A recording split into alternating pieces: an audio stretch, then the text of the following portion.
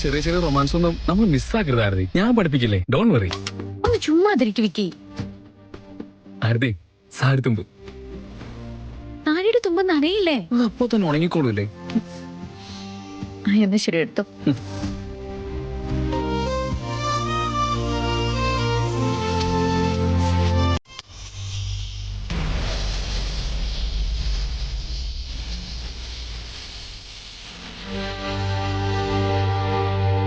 ഇപ്പൊ തന്നെ ഈ കാര്യങ്ങളെല്ലാം വിക്കോട് പറഞ്ഞ എല്ലാം ക്ലിയർ ചെയ്യണം.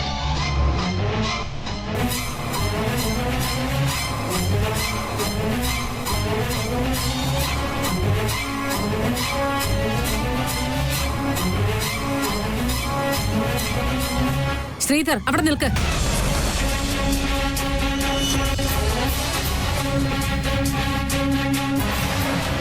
ഇങ്ങനെ ഇപ്പൊ അങ്ങോട്ട് വിട്ട വിക്കിയുടെ അടുത്ത് ചെന്ന് എന്തെങ്കിലുമൊക്കെ പറഞ്ഞ് ആരതിയെ വീണ്ടും ഇങ്ങോട്ട് തന്നെ വിളിച്ചോണ്ട് വരും. നോ, അതിനൊരിക്കലും ഞാൻ സമ്മതിക്കില്ല.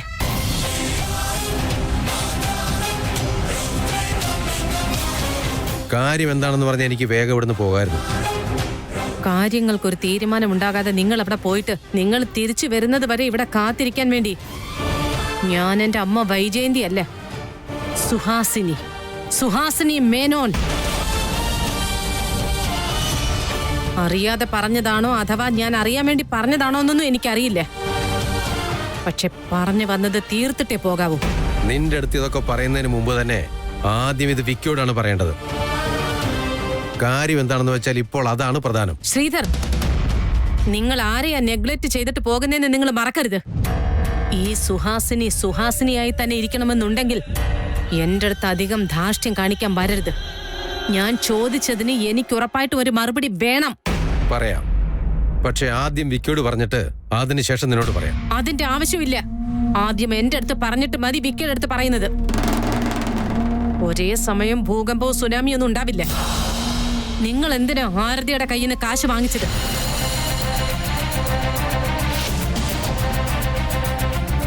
ശ്രീധർ മധുസൂദൻ, ഞാനിപ്പോ ചോദിച്ചത് എനിക്ക് തന്നില്ലെങ്കിലുണ്ടല്ലോ, ഞാൻ തന്നെ നേരിട്ട് വന്ന് നിന്നെ അങ്ങ് കൊന്നുകളയും.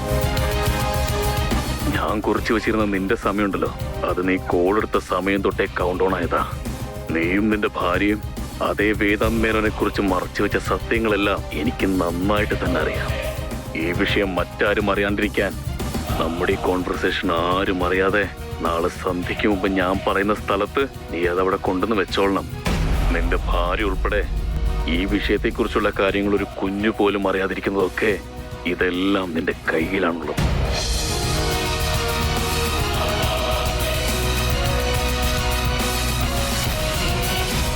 നീ അവിടെ എത്താനായിട്ട് 5 മിനിറ്റെങ്കിലും താമസിച്ചു കഴിഞ്ഞാ പിന്നെ ഓട്ടോമാറ്റിക്കായിട്ട് നിന്റെ മകന്റെ മെയിൽ ഐഡിയിലേക്ക് എല്ലാ ഡീറ്റെയിൽസും ഞാൻ അയക്കും.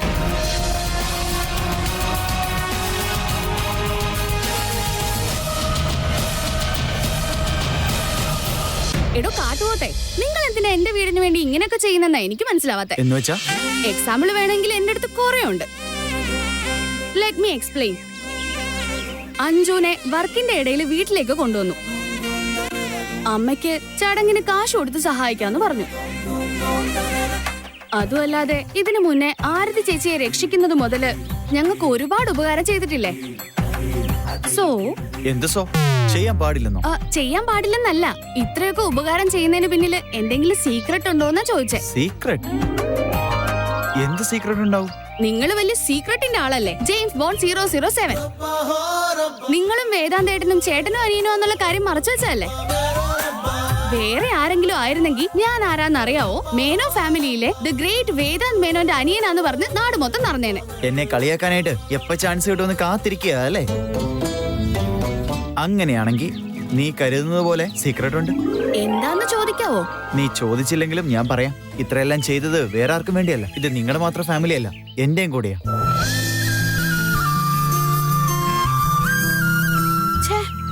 എന്തോ പറയണമെന്ന് വിചാരിച്ചു, ഒന്നും നടന്നില്ല. ആക്ച്വലി എനിക്ക് നിന്നെ ഇഷ്ടമാണെന്ന് അറിയിക്കാനുള്ള ക്ലൂ ആ ഞാൻ നിനക്ക് തന്നെ. എന്നെ കൊണ്ടൊന്നും പറ്റില്ല. നീ ഉണ്ടല്ലോ വെറും പൊട്ടന. What the hell? നിങ്ങൾ പറയുന്നതൊക്കെ സത്യമാണോ? എനിക്ക് നിന്നോട് പലപ്പോഴും ദേഷ്യം തോന്നിയിട്ടുണ്ട്, പക്ഷെ ഞാൻ നിന്നോട് ഒരിക്കലും കള്ളം പറഞ്ഞിട്ടില്ല.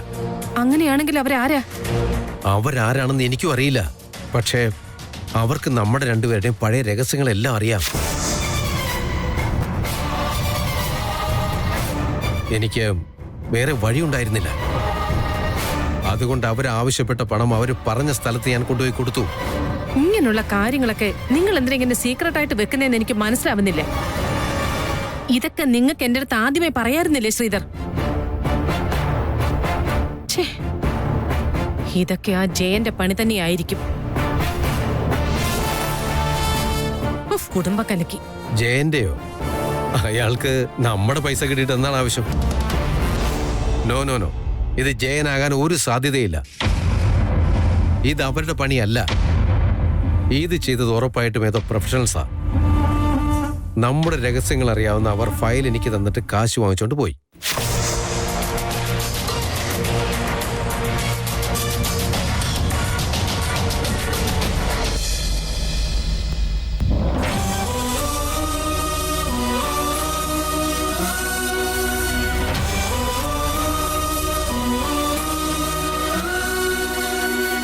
എന്താ പറ്റിയേ? എന്തെങ്കിലും പ്രോബ്ലം ഉണ്ടോ? ചേച്ചേ അങ്ങനെയൊന്നുമില്ല ധ്രുവ. പിന്നെ കരയുന്നത്? ഓഹോ അതാണോ?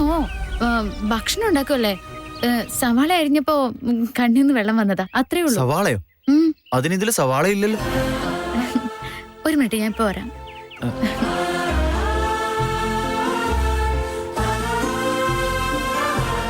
എന്നുവെച്ചാ എന്തോ പ്രശ്നമുണ്ട്. അമ്മ സംശയിച്ചതുപോലെ എങ്ങാനും.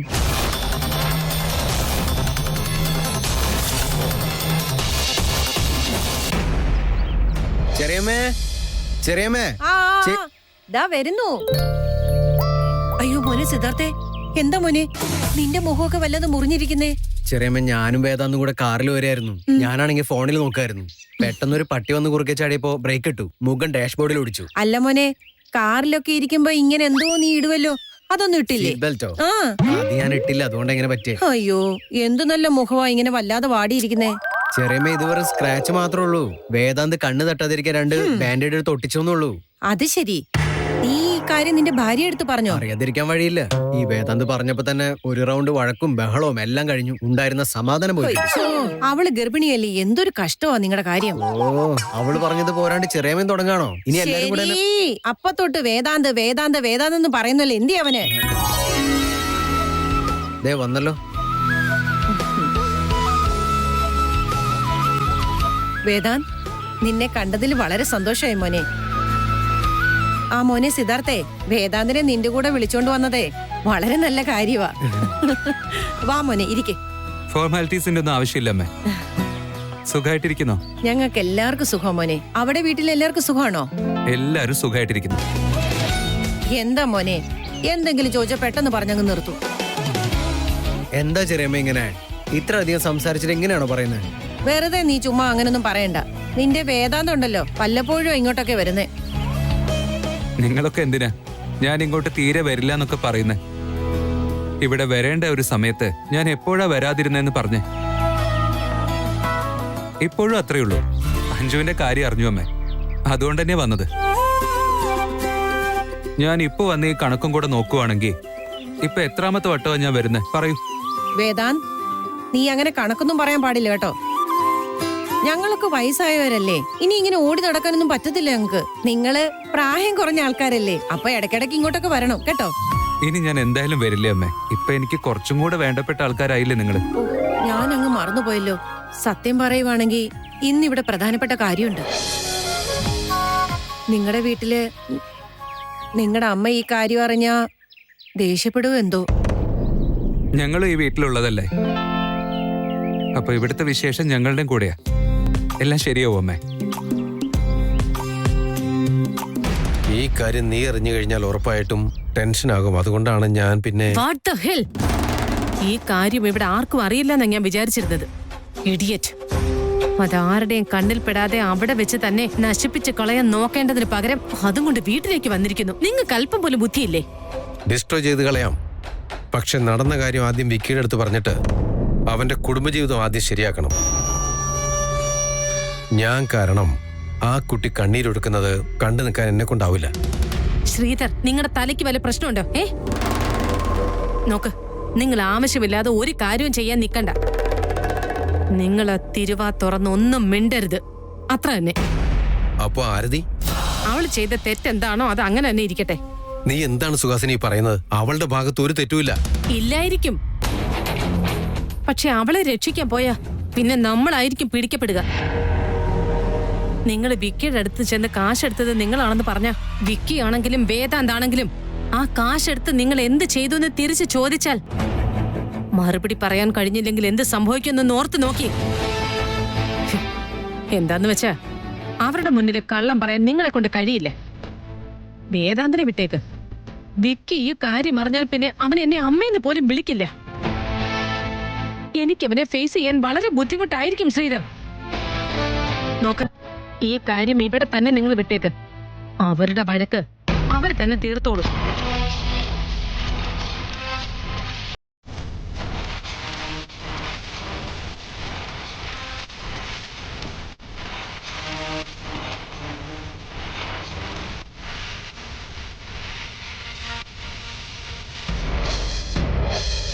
ചേട്ടാ, എന്തേത് മുഖത്തൊക്കെ മുറിവ്? അയ്യോ, ഇനി ഈ കഥ ഞാൻ ഇവളോടും വിശദീകരിക്കണമല്ലോ. ഈ കഥ ഒന്നും കൂടെ പറയണമെങ്കിൽ 2 മണിക്കൂറെങ്കിലും എടുക്കും. ഞാൻ നിനക്ക് പിന്നെ ഡീറ്റെയിൽ ആയിട്ട് പറഞ്ഞുതരാം. അതുപോലെ പിന്നെ ഈ ബാൻഡേജിനെ പറ്റിയും ചോദിക്കണ്ട. ഇതെന്റെ ഹാൻഡ്സമായ മുഖത്തിനെ കണ്ണ് തട്ടാതിരിക്കാൻ ഞാൻ തന്നെ ഒട്ടിച്ചതാ. എന്ത് പറഞ്ഞാലും ഇങ്ങനെ തമാശ ഇട്ടെടുത്തോണം. ഏതാ നോക്ക്, ഇവിടെ ഒരാള് നമ്മുടെ ആരുടെ അടുത്തും പറയാതെ വന്ന് കേറിയിരിക്കുക. ഞാനിങ്ങോട്ട് വന്നിട്ടിപ്പോ കുറച്ച് ദിവസം ആയല്ലോ. അമ്മ പൊക്കോളം പറഞ്ഞുകൊണ്ട് ഞാൻ ഇങ്ങോട്ട് പോന്നതാണ്. നിങ്ങളോട് പറഞ്ഞിട്ട് വരാന്ന് തന്നെയാ കരുതിയത്. പക്ഷെ അപ്പൊ നിങ്ങൾ രണ്ടുപേരും ഓഫീസിലായിരുന്നില്ലേ, അതുകൊണ്ട് ഞാൻ ഏട്ടത്തിയുടെ അടുത്ത് മാത്രം പറഞ്ഞിട്ട് ഇങ്ങ് പോന്നു. അതേതായാലും നന്നായി മോളെ. ഇൻഫാക്ട് വിക്രാന്തിനോട് ഞാൻ കുറച്ചു ദിവസം ഇവിടെ വന്ന് നിൽക്കാൻ പറഞ്ഞിട്ടുണ്ട്. ഓഫീസിൽ ഇപ്പൊ പ്രത്യേകിച്ച് ജോലിയൊന്നുമില്ല. കുറച്ചു ദിവസം ഇവിടെ വന്ന് നിൽക്കട്ടെ അവൻ.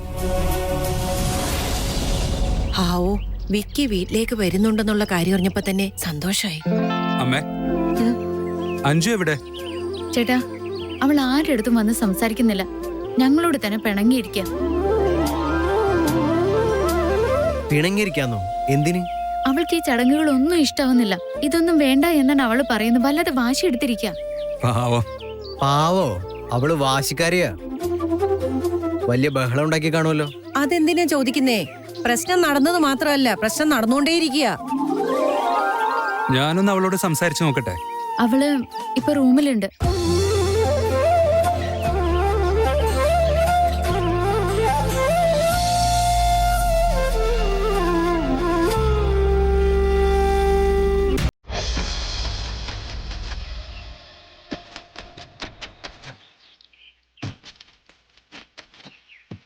അഞ്ജു, അയ്യോ, ഇതെന്താ പറ്റി?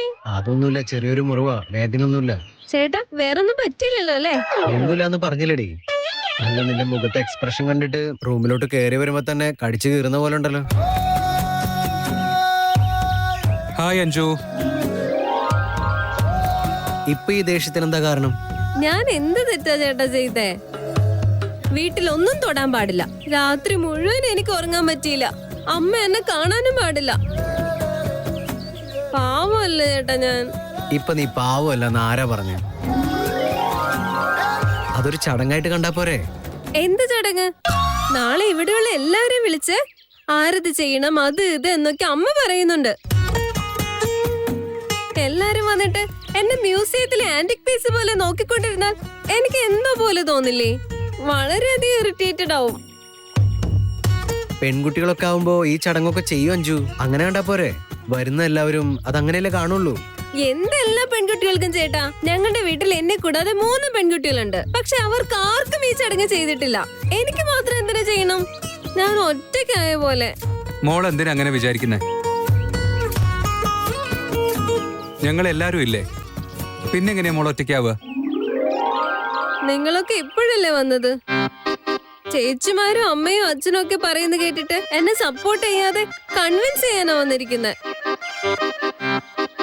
എനിക്ക് ഇതൊന്നും തീരെ ഇഷ്ടാവുന്നില്ല.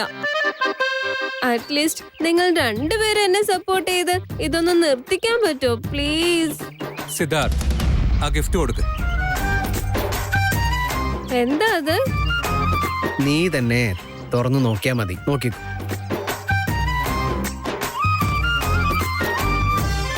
പാവാടയും ബ്ലൗസോ? എനിക്കെന്തിനാ ഇത്? അത് നിനക്ക് വേണ്ടി ഞങ്ങൾ കൊണ്ടുവന്ന ഗിഫ്റ്റാ.